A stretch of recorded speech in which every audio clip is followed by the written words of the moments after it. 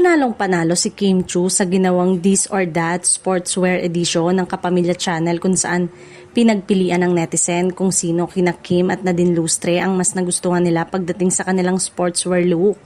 Sa kabuang 130 na bumoto, mas maraming netizen ang pumabor kay Kim.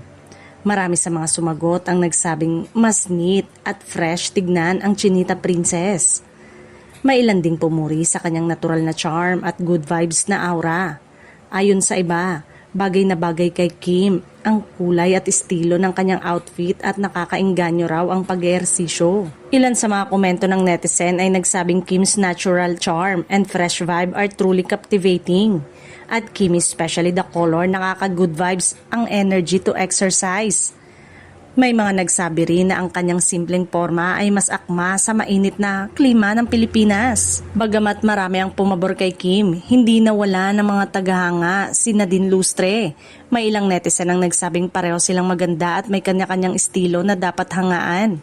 Para sa kanila, hindi dapat maging basehan ang kaganda ng simpleng online survey. May ilan ding pumalag sa paghahambing sa dalawang aktres.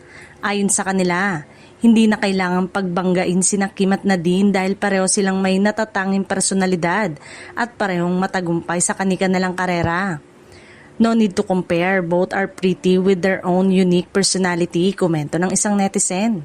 Sa huli, ipinakita lamang ng naturang This or That poll kung gaano kalakas ang suporta ng kanilang mga tagahanga.